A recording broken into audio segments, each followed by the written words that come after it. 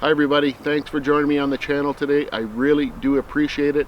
Today we're going to talk about diesel heaters, which one is right for you. A lot of people like using diesel heaters, including me. They're pretty reasonable to buy. They don't use a lot of electricity to run, and they absolutely sip diesel fuel. So once you make the initial purchase, they're pretty inexpensive to run. Now I've had this one from Vevor about 2 years now, and it's been running flawlessly. I haven't had any issues with it. Last time I used it was about 2 weeks ago. This one is new from Vevor. As you can see, it's quite different, and this is the one we're going to be spending the most time with today. But I want to explain something to you about diesel heaters. They don't use a whole lot of electricity to run. They run 12 volt, but the thing is, they require quite a bit of electricity to start up. When that glow plug is starting up, they require, about 200 watts of energy to get them started up, and after that, it kind of sips energy as it goes along. So most portable power stations will not support a 20 amp 12 volt connection through the cigarette lighter. So that creates a little bit of a problem. Some do, but not all. So what I've been doing is using this small lead time 12 volt battery. Now these are lightweight, compact. This is a 50 amp hour battery. So this is what I use with the diesel heater. Connected up to here, runs absolutely perfectly, and really no issues. It's not a big deal. Now this one has been running excellent. I haven't had any issues with it at all, but I consider this one to be an upgrade. I'm going to tell you why. There's 2 or 3 things that really set this one apart from this one. This one still works great. If you want to buy one of these, I'll leave a link. Vevor will sell you one. For me, this is a bit of an upgrade. So let's get into this new Vevor 12 volt diesel heater. So first off, the reason why I think this diesel heater is a bit of an upgrade for me is that it gives me options. It gives me options in the way I power the unit. It gives me options in the way I control the unit. So first, let's talk about powering this unit up. Now, this is a small power station. It's a great power station from Bluetti, the AC50B, and this 12 volt accessory plug is only rated for 10 amps. So it's not going to be able to power this unit up, get it up and running. So that's a problem, but Vevor sends this plug. It has a positive and negative connection, so you can attach it to a battery. This will plug into the back of the diesel heater, and you're off to the races. This small little 12 volt battery from Lead Time will power this diesel heater for hours and hours and hours. It's a 50 amp hour battery, weighs nothing. It's a really great option. Now that's one way to power up this heater, but let's say you don't have one of these, or you'd rather use your portable power station. Well, Vevor has sent this AC to DC adapter. So virtually any power station or wall outlet in your home or garage for that matter, you can plug into, connect this other end to the back of the diesel heater. Now you're using AC power to DC power, and you're going to be able to run this without any issues whatsoever. So I think with them adding this AC to DC adapter, it opens up a lot more options, and I think it's a great way to power. When your diesel heater arrives, there's very little to do. You just have to attach the feet, attach the exhaust, you're ready to go. So let's take a look at the front of the unit. Here is where your hot air comes out to keep your tent warm. This is the screen where you control everything from. I feel like the interface has been greatly improved on this one. You can control the temperature using this dial here, very easy to use. There's also a remote included. This remote connected very easy to the heater, and it works great. There's also an app which I downloaded. I'll show you the app. You can do everything from the app, and you can monitor what's going on with the unit. Now what's this little thing here? It's a carbon monoxide detector, and it plugs into the front of the unit. If excess levels of carbon monoxide are detected, it will shut the unit down.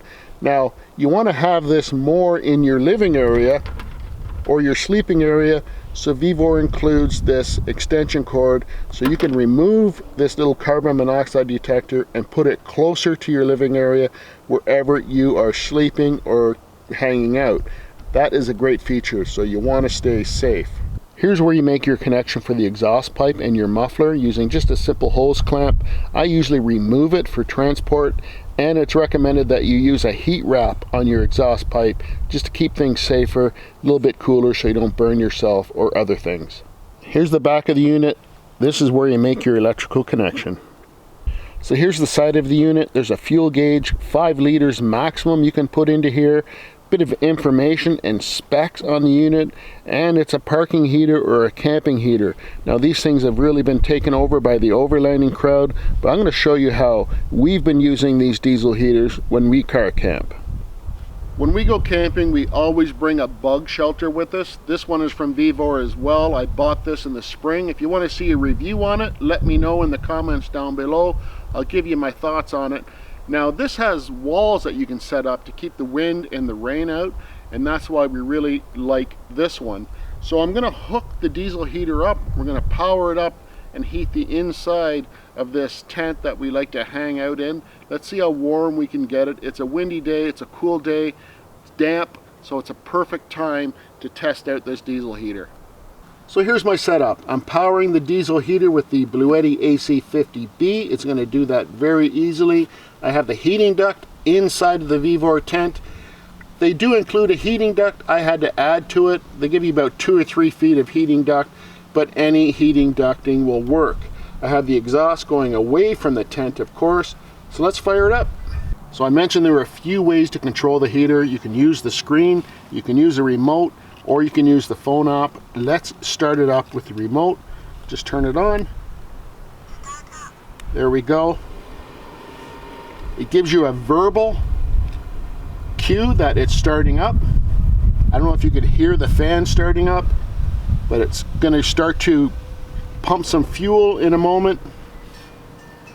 It could be my imagination, but I think the fuel pump is a little bit quieter on this one than my previous diesel heater. One thing to remember when you're using these, they take a few minutes to start up, fire up, and get blowing heat. And they also take a bit of time to power down. So never just shut off the power or remove the power. Turn it off using one of the controls and allow it to shut down on its own. Now you're probably not going to be able to see this, but right now it's taking about 190 watts to heat up that glow plug. That's quite a bit of power to start with, but once it's started up, the power usage drops dramatically. There's the fuel pump. You can hear that ticking away, and I can hear the fan starting to increase a little bit.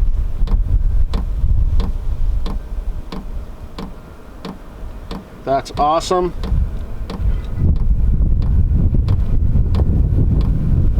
We can increase the speed using the remote, which I am. One thing though, the screen is a little bit hard to read. You have to really get down there to see what's going on. But wow, you can tell that thing is going now.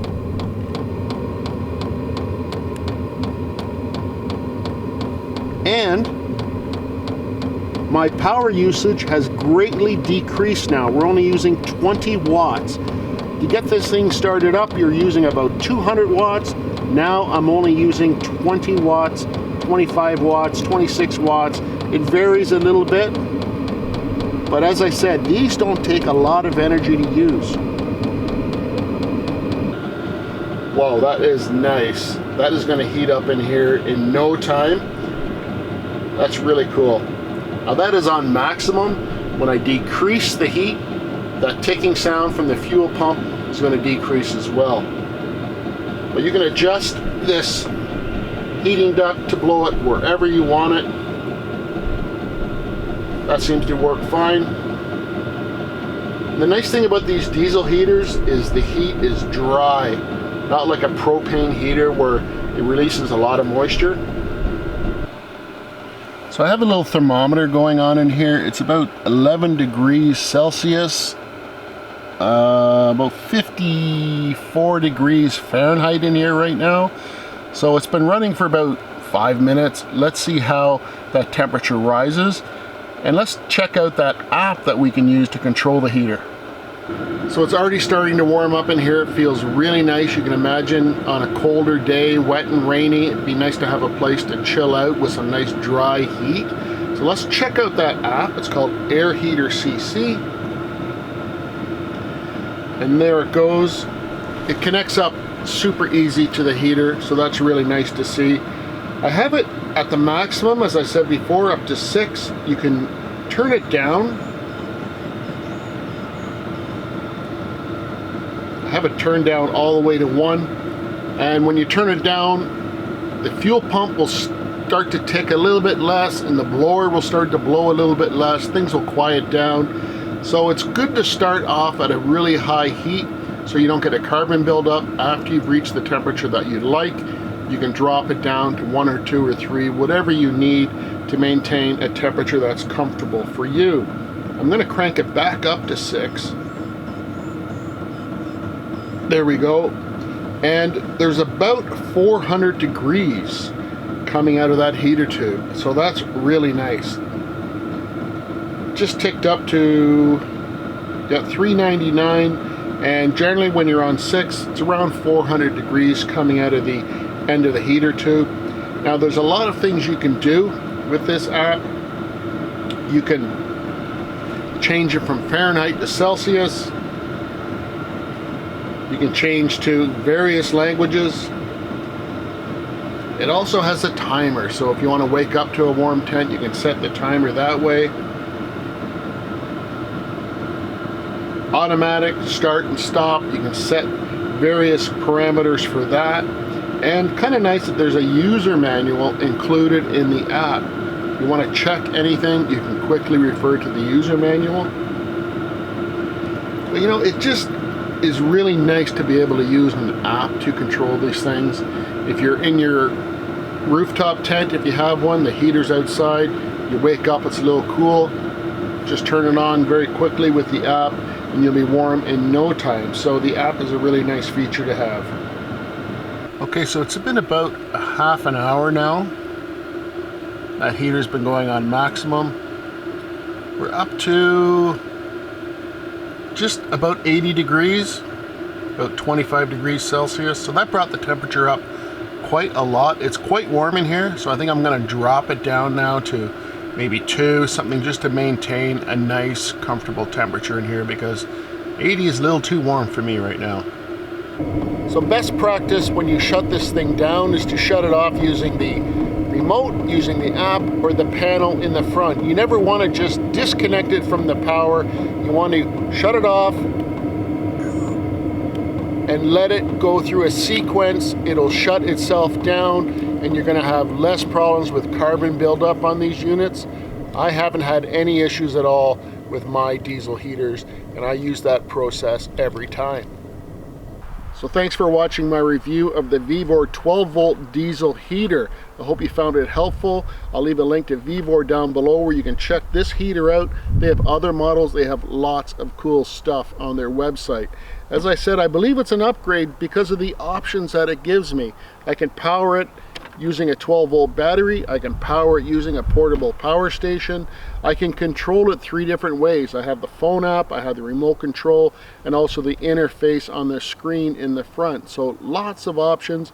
I think it will be an upgrade for me and my family. It heated up the interior of that screen house pretty quickly, dried everything out, made things comfortable. And again, if you want to see a review of this Vevor screen house, let me know in the comment section down below. Take care, everybody. We'll see you on the next video. It won't be long.